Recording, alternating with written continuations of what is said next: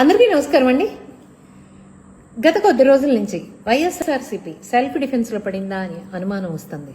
ఎందుకంటే మాది గొడ్డల పార్టీ కాదంటూ నారా చంద్రబాబు నాయుడు గారు తెలుగుదేశం పార్టీ మమ్మల్ని గొడ్డల పార్టీ అంటుందంటూ ఏదో నిందలు వేస్తున్నారంటూ ప్రగల్భాలు పలుకుతూ ప్రెస్ మీట్లు పెడుతూ వాయిస్లు ఇస్తున్నారు.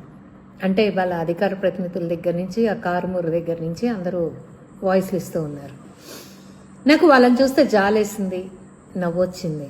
ఎందుకు అంటే పాపం వాళ్ళకి తెలుసు 2019 నుంచి 2024 వరకు ఆంధ్ర రాష్ట్రంలో ఎంత పెద్ద దమనకాండ జరిగిందో, ఎంత పెద్ద నష్టాన్ని ఆంధ్ర రాష్ట్రానికి జగన్మోహన్ రెడ్డి అండ్ కో తీసుకొచ్చి పెట్టిందో, ప్రజావేదికను కూల్చడం మొదలుపెట్టిన దగ్గర నుంచి ఎంత నష్టం చేశారో రాష్ట్రానికి. ఆర్థికంగా కుదుటపరచలేకపోగా సంక్షేమాలు ఇస్తున్నామన్న పేరుతోటి ఉన్న ఫండ్స్ అన్నిటినీ తీసుకొచ్చేసి ఉద్యోగస్తుల దగ్గర నుంచి వాళ్ళు మట్టికి దాచుకున్న డబ్బులు కూడా వాడేసిన పెద్ద మనిషి, రాళ్లకి రప్పలకి తన ఫోటోలు వేసుకున్న పెద్ద మనిషి, రంగులకి తప్ప డబ్బులు ఇంకా వేరే అభివృద్ధికి ఏమీ ఖర్చు పెట్టిన పెద్ద మనిషి, ఆంధ్ర రాష్ట్ర తలెత్తుకుని గర్వంగా చెప్పుకోవడానికి ఒక్క పని కూడా చేయలేదని 2024లో వాళ్ళకి 11 సీట్లు ఇచ్చి కూర్చోబెట్టారు ప్రజలు అనేది అర్థమైంది. కానీ ఇప్పుడు దాన్ని తుడిచేసుకోవడం అంటే ఏదో పశ్చాత్తాపంతో తుడిచేసుకుంటున్నారని,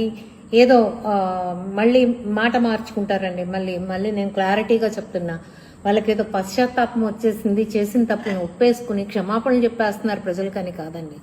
మళ్ళీ దాన్ని యూటర్న్ చేసి మళ్ళీ అది ప్రజలకే ఎదురుదాడిగా తీసుకురావడానికి వాళ్ళు పడుతున్న తిప్పలు చూస్తుంటే హాస్యంగాను, కోపంగాను, చీదరగాను ఉన్నాయి.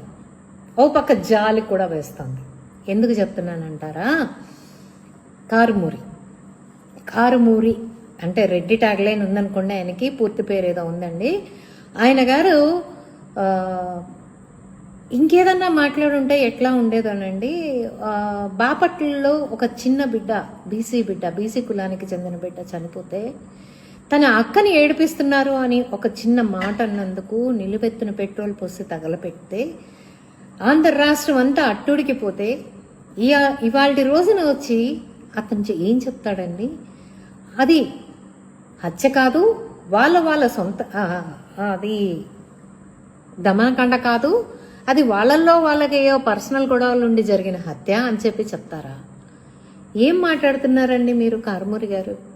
ఒక బిడ్డ మీద, చిన్న బిడ్డ మీద జాలి దయ కూడా ఉండవా మీకు? అంత దిగజారిపోయారా? అధికారం కోసం అంత వెంపర్లాడుతున్నారా? అధికారం కోసం ఇన్ని అబద్ధాలు చెప్పి మళ్ళీ ప్రజల్ని నమ్మించి మోసం చేయటం కోసం బీసీలు మమ్మల్ని చిన్న చూపు చూశారు అని మిమ్మల్ని పక్కన కూర్చోబెట్టిన బీసీలని మళ్ళీ నమ్మించడం కోసం మీరు ఎంత దారుణానికి దిగజారుతున్నారో చూస్తే అసహ్యం వేస్తుంది, చాలా కోపం కూడా వస్తుంది.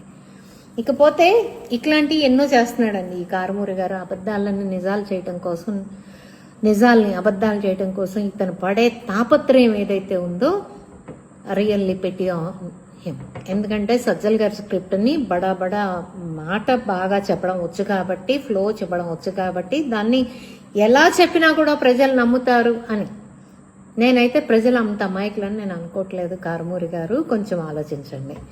ఇకపోతే రాజమల్లు గారు ఏంటండి చెప్తారు?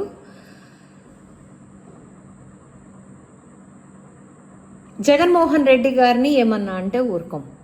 ఒరే అన్నా, మర్యాదలు ఎక్కడ మాట్లాడినా మీ ఊరికి వచ్చేస్తాం, మీ అంతా తేల్చేస్తాం. బాగుంది. మీకు కడప తెలుసు, కడపలో ఉన్న ఫ్యాక్షనిజం తెలుసు, మీకు పుట్టుకతో ఫ్యాక్షనిజం అంటే ఏంటో తెలుసు కాబట్టి మీరు బెదిరించి కత్తులతో గడ్డలతో మేము వెళ్తాము, మీ అంత చూస్తామని మీరు బెదిరిస్తున్నారు. బాగానే, మేము అదే చెప్తున్నాం. మీకు అదే విద్య వచ్చు, మీరు అదే గొడ్డలతో చూపిస్తారు, మీరు అదే గొడ్డల పార్టీ అని చెప్తున్నాం. కానీ మీరేదో కాదని చెప్పి భుజాలు తవుడుకుంటా ఉన్నారు. ఓకే. పోతే ఇక్కడ నాది ఒక ప్రశ్న రాజమల్లు గారు, జగన్మోహన్ రెడ్డి ఒక్కళ్ళే మనిషా? అంటే ఆయన అనొచ్చు అంటే మీరు కోపం వస్తుంది. ఓకే, రావాలి, కోపం రావాలి, రాకూడదని ఎవరంటారండి? మీకు కోపం ఉండాలి కూడా.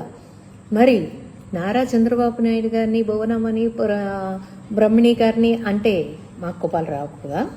అంటే మమ్మల్ని, మా పిల్లల్ని, మా తండ్రిని మా అమ్మల్ని అందరినీ అంటే మాకు కోపాలు రాకూడదా? అంటే మేమేం మాటలు పడాలి? అసలు ఈ అరాచకం ఎక్కడ మొదలైంది? అంటే మీ ఇళ్ళకు వస్తామని బెదిరించటమా? మీరు మొదలు పెట్టింది ఆపటమా? మీ చేతిలో ఉంది. Choice is yours. మీరే చేస్తున్నారు. మొదలు పెడుతుంది మీరు, అంటోంది మీరు, అనిపించుకుంటోంది మీరు. కానీ తిరిగి మళ్ళీ మేము అది చేస్తాం ఇది చేస్తాం అంటున్నారు. కానీ మేమెంత నిబద్ధతతో ఉన్నామో చెప్పమంటారా? కిరణ్ అనే ఒక వ్యక్తి భారతీ రెడ్డి మీద, గారు అంటే మళ్ళీ మీరు ఫీల్ అవుతారు కావాలా, భారతీ రెడ్డి గారి మీద ఒక మాట అన్నాడని చెప్పి నిమిషాల మీద అరెస్ట్ చేయించిన వ్యక్తిత్వం, వ్యవస్థ మీద ఉన్న గౌరవం, మర్యాదలు ఇచ్చి పుచ్చుకోటాల్లో ఉండే ఒక విఘ్నత, అది ఒక్క తెలుగుదేశం పార్టీకి, నారా చంద్రబాబు నాయుడు గారికి, నారా లోకేష్ గారికి ఉందని నేను గర్వంగా చెప్తాను. అండ్ ఇంకోటి ఏంటండి, మొన్న లక్ష్మీ పార్వతి మేడం ఆవిడేంటంటే, ఎరా లోకేషా?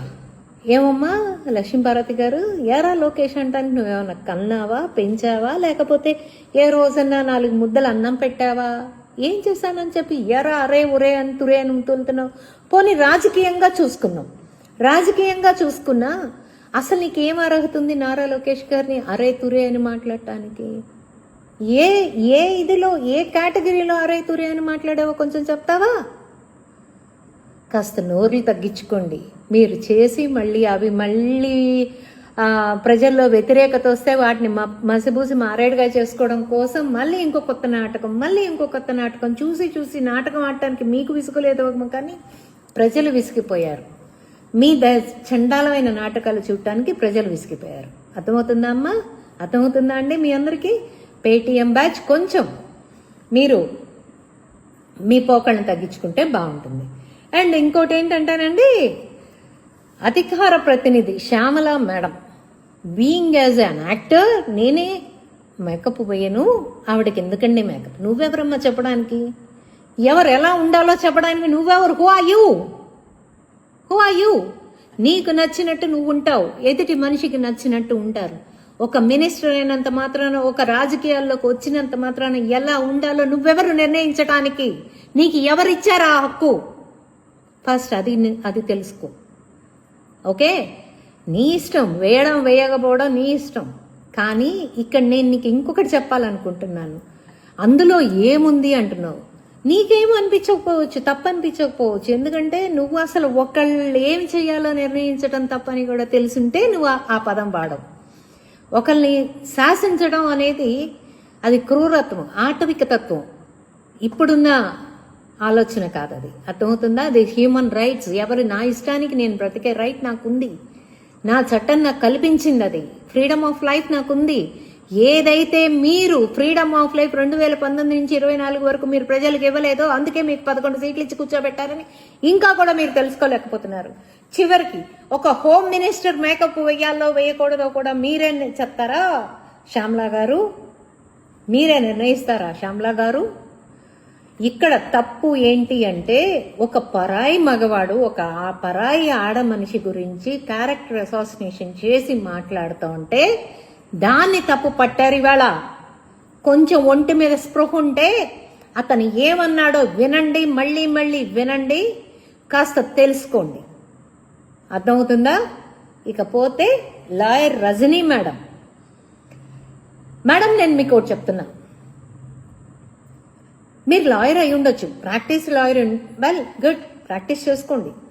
మీరు చదువుకున్నందుకే, నేను చదువుకున్నాను, లానే చదువుకున్నాను, but I'm not ready to do practice. నేను ప్రజాసేవ చేయడం కోసం నేను రాజకీయాలను ఎంచుకున్నాను. నేను పొలిటీషియన్ అని నేను పబ్లిక్గా ఒప్పుకుంటున్నాను. I'm politician, I'm not a working as an lawyer, as an advocate. Okay, ఇక్కడ నేను ఒక వర్కింగ్ అడ్వకేట్ నన్ను చెబుతూ, ఒక లాయర్ నన్ను చెబుతూ, లాయర్ పట్టాని అడ్డం పెట్టుకుని ప్రజలకి తప్పుగా మీరు ఒక ఉద్దేశపూర్వకంగా రాంగ్ కన్వేస్ ఇస్తున్నారు. ఆ రైట్ మీకు ఎవరిచ్చారు? కులం మాట్లాడితే కాపు కులం, కాపు బిడ్డ అని అంటావు. నేను కాపు బిడ్డ కోసం అని అంటావు. కాపు బిడ్డ కాబట్టి చంపారంటావు, కాపు బిడ్డ కాబట్టి అట్లా చేశారంటావు, కాపుని కాబట్టి ఇలా చేశారంటావు. అసలు కాపుని చంపడం ఏంటమ్మా? మనిషిని చంపితే, మనిషి గురించి చంపితే కాపు అనే కులం ఎక్కడి నుంచి వచ్చింది మీకు?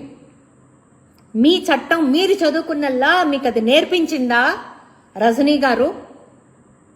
నాకైతే మాత్రం నా చట్టం, నాకు అంబేద్కర్ గారి రాజ్యాంగం కానీ, నా లీగల్గా నేను చదువుకున్న పుస్తకాల్లో కానీ కులానికి ఒక న్యాయం ఉంటుందని నేను ఎప్పుడూ చదవలేదు.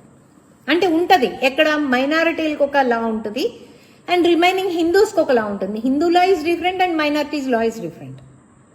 అంతేకాని కాపు కులానికి, కులాలకు కూడా మతాలకి కులాలకి అన్నట్టు లాని తీసుకొచ్చి నీ ఇష్టానికి నీకు నోరు ఉంది కదా అని బా బా బా బా అంటే బెక్క బెక్క బెక్క బెక్క అంటే చెప్పడం పద్ధతి కాదు. రాంగ్గా వెళ్తున్నారు మీరు, చాలా తప్పుగా వెళ్తున్నారు మీరు రజనీ గారు. ఏం చెప్పాలనుకుంటున్నారు మీరు? మీ ఐడెంటిటీ క్రైసిస్ కోసం కులాల్ని అడ్డం పెట్టుకుని, మతాల్ని అడ్డం పెట్టుకుని బ్రతకాలి అనుకోవటం చాలా తప్పు. First you decide, either you are an advocate or an politician. Please first you decide that. దాని ప్రకారంగా మీరు అడ్వకేట్గా ఉండాలి అనుకుంటే ఓకే, అడ్వకేట్ కమ్ పొలిటీషియన్ అంటారా? అడ్వకేట్ కమ్ పొలిటీషియన్ అంటే కొన్ని మాత్రమే మాట్లాడాలి. కులాల్ని తీసుకొచ్చి అడ్వకేట్కి మాట్లాడే రైట్ అయితే లేదు, ఏ చట్టం ఇవ్వలేదు. గుర్తుపెట్టుకోండి. కులాల కోసం మీరు అడ్వకేట్ అయితే మానుకోండి. మీరు అడ్వకేట్ని ప్రాక్టీస్ని మానుకుంటే బాగుంటుంది. ఓకే, మీకు ఎన్నిసార్లు చెప్పినా మీకు కొంచెం మీ వైసీపీ వాళ్ళకే తోలుమందం కాబట్టి మీకు అసలు ఏమి ఎక్కదు. కానీ ఎక్కించుకుంటారని ఒక చిరు ఆశతో చెప్పడం నా బాధ్యత అనిపించింది, చెప్తున్నాను. దీని ప్రజాసేవ అనరు, మీ స్వయ సేవ అంటారు. మీ సొంతంగా మీకు మీరు చేసుకుంటున్న సొంత సేవ అంటారు.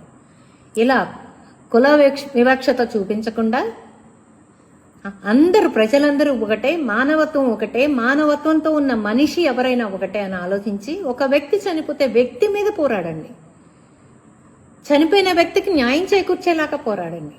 అంతేగాని చనిపోయిన అతను కాపు కులమా ఇంకో కులమా అనేది మాత్రం చూడకండి. అది చాలా అసహ్యంగా ఉంది. చదువుకుని ఉండి మీరు సంస్కారం లేకుండా ఇలా మాట్లాడటం అనేది చాలా తప్పు. సో మీలో మార్పు వస్తుందని ఆశిస్తూ వైఎస్ఆర్సీపీ మీకైతే ఒకటి క్లారిటీ ఇస్తానబ్బా. మీరు ఏది పొద్దునేదో ఒక వీడియో చూశానండి నేను.